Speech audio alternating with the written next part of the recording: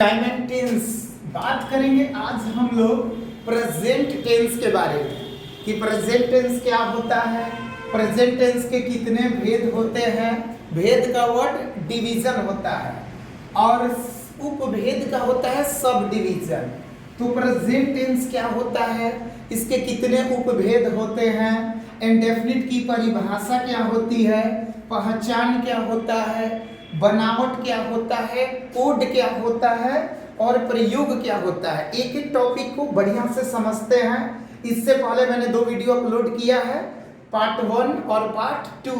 तो चलिए सबसे पहले पढ़ते हैं कि प्रेजेंट टेंस क्या होता है। इसको देखिए, प्रेजेंट टेंस आपको मालूम है कि जो समय अभी चल रहा है उसको प्रेजेंट टेंस बोलते हैं। तो प्रेजेंट टेंस के कितने भेद हो गए? 4। कौन कौन, बढ़िया से समझिएगा। प्रेजेंट एंड डेफिनिट टेंस, इसका एक और नाम है सिंपल प्रेजेंट टेंस। इसका एक और नाम है सिंपल प्रेजेंट टेंस। हिंदी होता है सामान्य वर्तमान काल। तो पहला आपका हो गया प्रेजेंट एंड डेफिनिट टेंस। इसका एक और नाम क्या है? सिंपल प्रेजेंट टेंस, सामान्य वर्तमान काल। अब एक माइनर सा डिफरेंस मैं आपको बता रहा हूं, ध्यान से समझिएगा कि अक्सर पूछा जाता है कि इंडेफिनिट और सिंपल प्रेजेंट टेंस में क्या डिफरेंस है। छोटा सा डिफरेंस है, ध्यान से सुनिएगा। इंडेफिनिट का आपका हो जाएगा ता है, ते है, ती है, और सिंपल प्रेजेंट टेंस में आपका होगा एम, इज, आर। जैसे मैं पढ़ता हूं इंडेफिनिट, मैं एक शिक्षक हूं, तो ये आपका हो जाएगा I am a teacher. Simple present, ये माइनर सा अंतर आपको मैंने बता दिया। वैसे दोनों बिल्कुल क्या होता है, सेम होता है बुक्स में। दूसरा होता है प्रेजेंट कॉन्टिन्यूअस टेंस। इसका एक और नाम है प्रोग्रेसिव, इसका एक और नाम है इम्परफेक्ट। कभी कोई आपको बोले कि मैं प्रोग्रेसिव पढ़ रहा हूं, तो आप समझिएगा कि प्रेजेंट कॉन्टिन्यूअस टेंस है।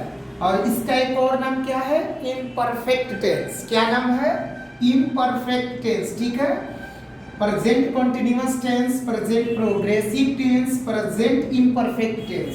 तीसरा बात करते हैं तो प्रेजेंट परफेक्ट टेंस आपका हो गया। चौथा आपका है प्रेजेंट परफेक्ट कॉन्टिन्यूअस टेंस। तो ये आपके हो गए प्रेजेंट टेंस के 4 सब डिवीजन। हिंदी होता है उपभेद। अब पहला पढ़ते हैं हम लोग प्रेजेंट इंडेफिनिट टेंस के बारे में। तो पहले पढ़ेंगे सर डेफिनेशन क्या होता है, दूसरा है रिकॉग्निशन क्या होता है जिसका हिंदी होता है पहचान, तीसरा है स्ट्रक्चर क्या होता है जिसका हिंदी है बनावट, चौथा आपका कोड क्या है, पांचवा है कि यूज क्या है। ओके, तो एक एक पॉइंट को बढ़िया से समझिएगा। सबसे पहले डेफिनेशन, ऐसे वाक्य जिनका समय निर्धारित नहीं होता है, उस ये आपका हो गया definition. sentences that are not defined in time। Examples को समझिएगा। मैं विद्यालय जाता हूं, देखिए इसमें कोई समय निर्धारित नहीं है। आई गो टू स्कूल, सीता किताब पढ़ती है, सीता रीड्स ए बुक। तो यहां तक अभी हम लोगों ने क्या पढ़ा? डेफिनेशन पढ़ा। बिल्कुल आसान है, बढ़िया से आप समझ जाइएगा। तो प्रेजेंट टेंस के कितने भेद हो गए? 4 हो गए। ये मैंने सर आप लोगों को बताया, अभी आप समझ भी गए। प्रेजेंट इंडेफिनिट टेंस की परिभाषा क्या है ये आपने समझ लिया। अब बात करते हैं पहचान क्या होता है। तो देखिए, रिकॉग्निशन क्या होता है कि मूल क्रिया के अंत में जो बेस फॉर्म होता है उसकी मैं बात कर रहा हूं। ता है, ते है, ती है इत्यादि लगा रहे तो उसका अनुवाद प्रेजेंट इंडेफिनिट में बनाते हैं। मूल क्रिया के अंत में क्या होगा? ता है, ते है, ती है। इस नोट पे जरा गौर कीजिएगा, आप लोग अच्छे से समझिएगा कि होता है, होते हैं, होती है, तो उससे उस वस्तु का स्वभाव सूचित होता है। जिस वाक्य में ये आपका दिया हो उसे क्या सूचित होगा? स्वभाव। अक्सर हम लोग पढ़ते हैं कि मूल क्रिया के अंत में ता है, ते है, ती है, तो इंडेफिनिट, पर ऐसा होता नहीं है। अगर होता है, होते हैं, होती है, तो उस वस्तु का वो क्वालिटी, वो नेचर शो करता है। तो दोनों डिफरेंस को समझते हैं। मैं पढ़ता हूं, ता इसमें भी है, दूध उजला होता है, ता इसमें भी है, तो एक में स्वभाव की बात हो रही है। तो ये आपका क्या बनेगा? Milk is white. और मैं पढ़ता हूं आई रीड, तो यहाँ तक ये आपका हो गया। अब बात करते हैं स्ट्रक्चर की, बनावट की। तो पहला आपका है अफर्मेटिव सेंटेंस, जिसका हिंदी होता है स्वीकारात्मक, यानी जिसे आप एक्सेप्ट करते हैं। स्ट्रक्चर की बात करें तो सब्जेक्ट, वर्ब 1, वर्ब 5, ऑब्जेक्ट, या तो V1 लीजिए नहीं तो V5। अब आपके दिमाग में होगा कि वर्ब 1 क्या होता है, वर्ब 5 क्या होता है, तो बढ़िया से समझिए। वर्ब 1 का हिंदी मतलब मीनिंग होता है बेस फॉर वर्ब का, जैसे कि ईट, गो, स्लीप, प्ले, ये आपका हो गया V1। और V5 क्या होता है वर्ब में एस और ईएस।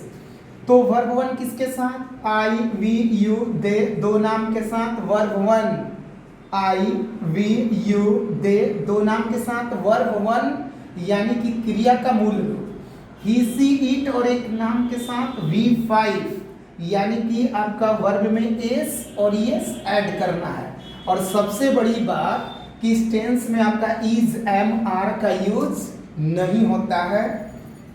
तो V1 किसके साथ यूज करेंगे, आई, वी, यू, दे, दो नाम के साथ वर्ब 1, ही, सी, इट और एक नाम के साथ V5, आई गो, सही है भाई, ही गोज, ये भी आपका सही है।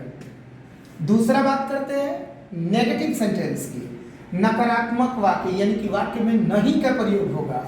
Subject plus do, does plus not plus V1 plus object. एक पॉइंट मेरा याद रखिएगा हमेशा कि डू, डज, डिड के बाद वर्ब का फर्स्ट फॉर्म यानी कि बेस फॉर्म का यूज करते हैं।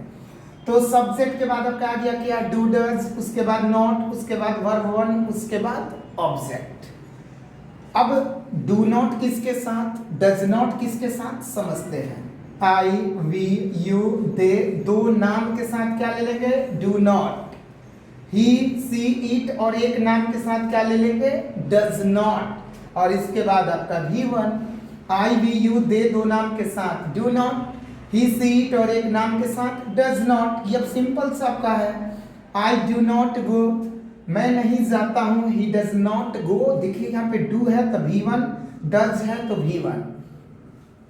Do not equal to don't, तो इसको बोलते हैं कॉन्ट्रैक्शन, याद रखिएगा। डू नॉट इक्वल टू जो डोंट है, जो शॉर्ट फॉर्म है, उसको क्या बोलेंगे, कॉन्ट्रैक्शन का यूज। कोई बोला आपसे भाई कि कॉन्ट्रैक्शन से बनाइए, तो आप शॉर्ट फॉर्म का यूज कीजिएगा। ओके, तो subject plus do, does plus not plus V1 plus object. बात करते हैं इंट्रोगेटिव की। सिंपल सा है सर, 3, 4, 5 स्ट्रक्चर, 12 टेंस का यही रूल है। इंट्रोगेटिव सेंटेंस के अंदर होता है प्रश्नवाचक वाक्य। इसमें प्रश्न की शुरुआत जो है ना आपका क्या से होता है।